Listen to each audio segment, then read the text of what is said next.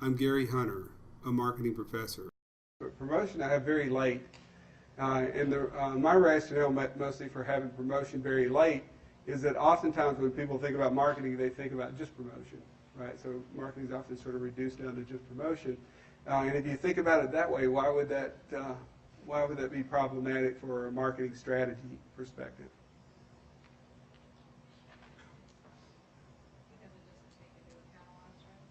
Yeah, you miss all the strategic part, right? Because the promotion a lot of times is the end game. And so as consumers, we see a lot of promotional activity, but that really is sort of like the end of all this strategic thought that we've sort of put into it. So if somebody's done a conjoint analysis, if someone's done some sort of perceptual mapping and thought about what type of positioning strategy they would like to accomplish, if they've done all this segmenting, targeting, positioning kind of stuff that's left of that, if they've done a market opportunity analysis, a lot of those things often sort of precede the promotional activity that we're watching, right? So the promotional activity that we see from a commercial or through an ad or through a social media mechanism, all of those things are sort of more in-game types of activities.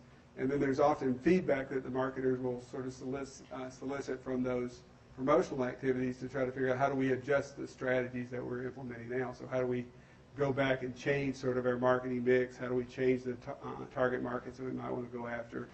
So that's kind of typical of the cyclical nature of the slide, right? So oftentimes you're sort of like implementing. It's very dynamic. You get to the right-hand side, you go back to the left-hand side, and it's much more kind of cyclical. So seeing that as a dynamic, revisiting, rethinking marketing strategy is kind of important. So promotion, even though I'm sort of saying it's the end game, I'm also saying that it's not really the end game, but it's just sort of a step that often results from a lot of planning. And then the results of that feed back into the whole, what do we do next, right? So as I'm kind of talking through a lot of this is sort of, in my mind, right? So if this is in your mind, it's much easier to follow the dialogue, right? But if you're sort of not thinking about the framework that I'm using from the class as I go through one of these dialogues of talking about, well, what is product, what is price, it becomes more difficult to sort of follow the conversation. So, so what I want you to do is sort of get a good feel for this framework, and then get a good feel for sort of like how do you add depth to it. So don't see sort of how it relates, the interdependency. That's more sort of what we were just going through, right? The nonlinear component, well, it's not really a linear left to right model, but to see those things and to see how those things then drive new customers, how a company sort of gets these new customers, how those things sort of drive how they retain existing customers, right? Then if you can see sort of how all that works, then that will help with sort of like what cumulative profitability and stock price. Promotion means many different things, right? So we often sort of take one of these components off of the slide, and if you're following the class, we'll go into more depth on that particular component. Sometimes, like Salesforce management would be considered a component of promotion. So that's a conventional view of the Salesforce, right? So in my own work, a lot of times I don't necessarily think of the Salesforce as just being kind of an element of the promotional mix, but as sort of part of the product, part of what can kind of create value for the organization, those sorts of things.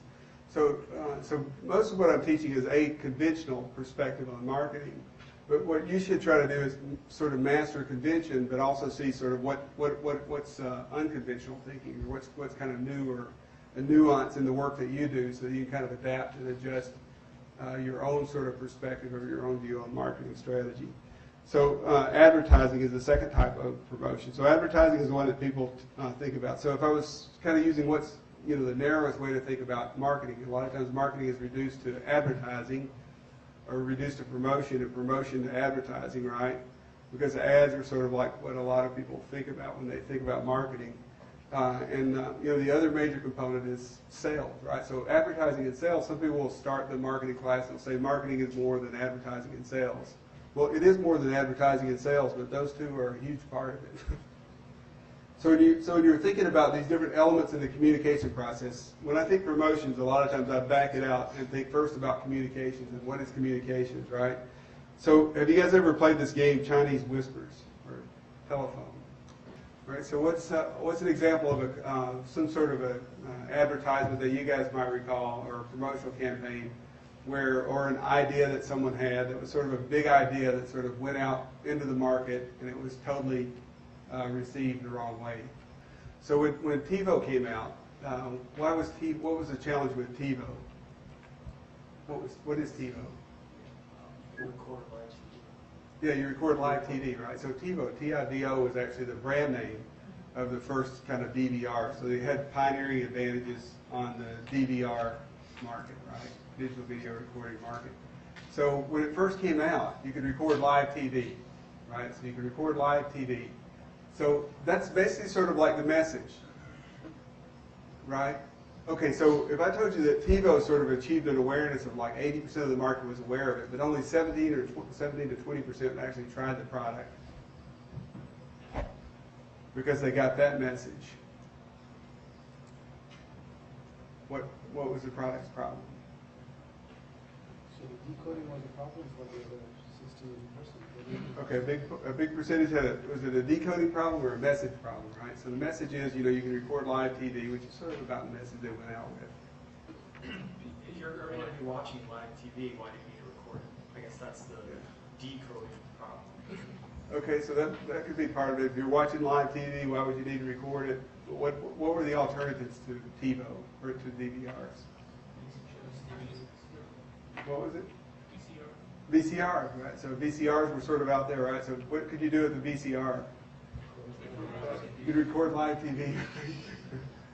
Okay, so you see what I'm getting at, right? So that was the message. It's kind of like that you can record live TV. We already have VCRs. Why would we buy a TiVo? Because we can record live TV already.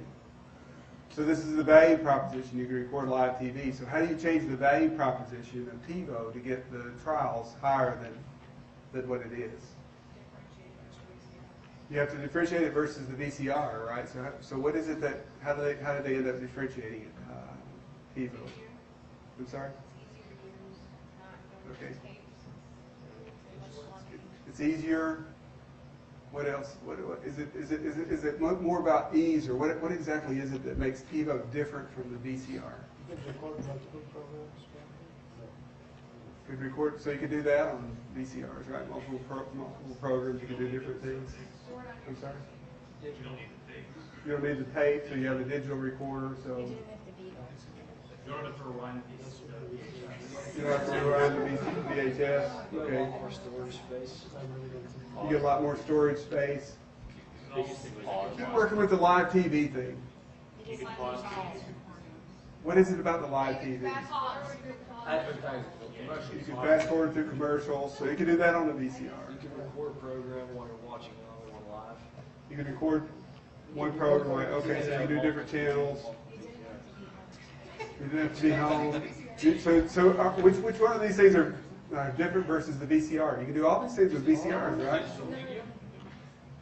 See the problem? See what we're getting into? This is why it's hard to get. This is where your value proposition is kind of difficult, right? What can you do with it? You can schedule in advance.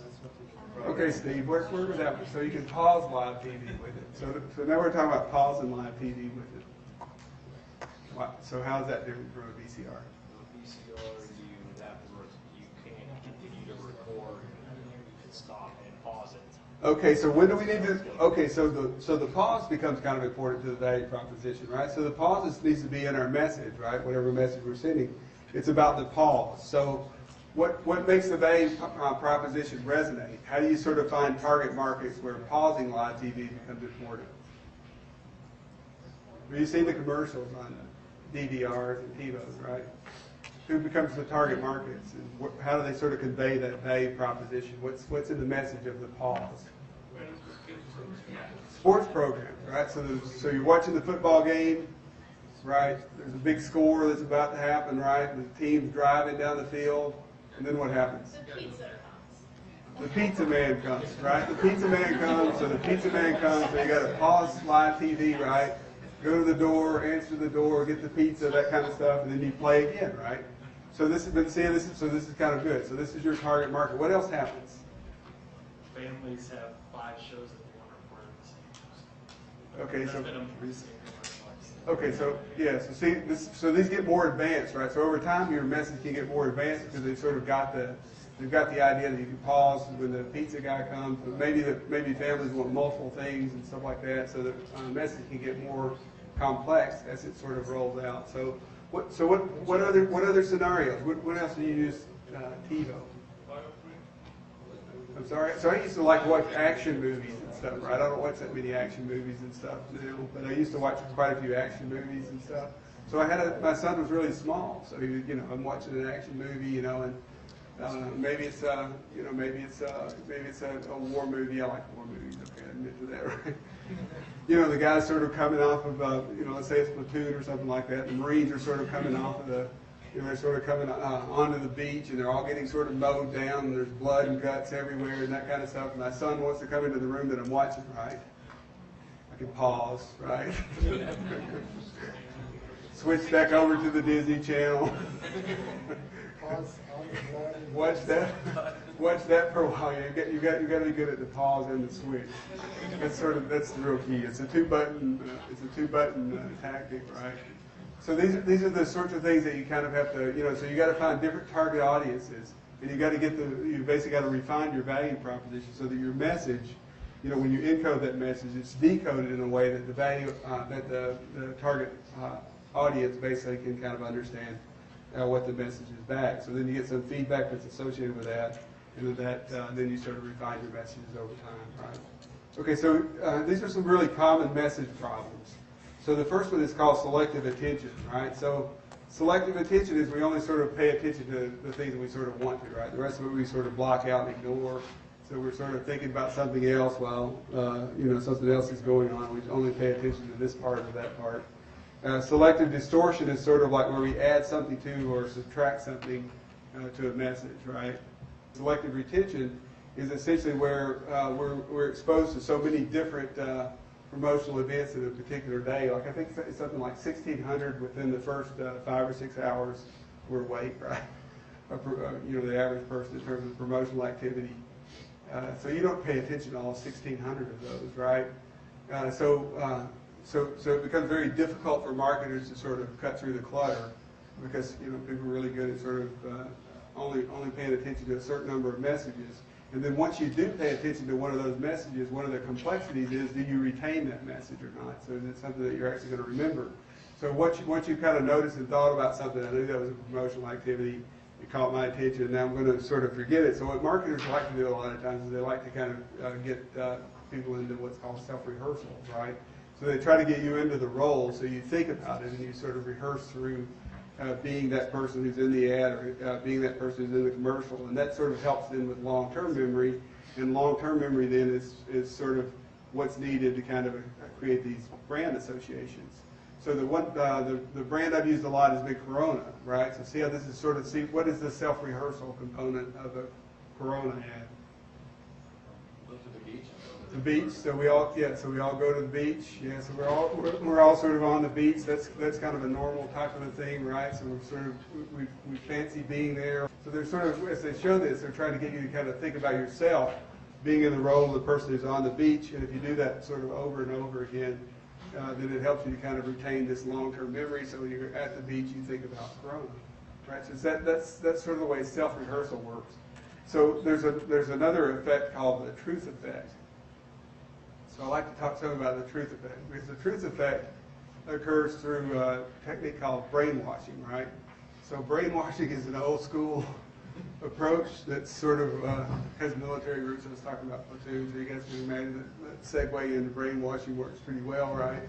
So how does brainwashing work? Repeat something until people start believing it. You just repeat something until people start believing it, right? So you repeat it over and over and over again. So the truth effect is basically the idea behind the truth effect is that if you repeat something enough times,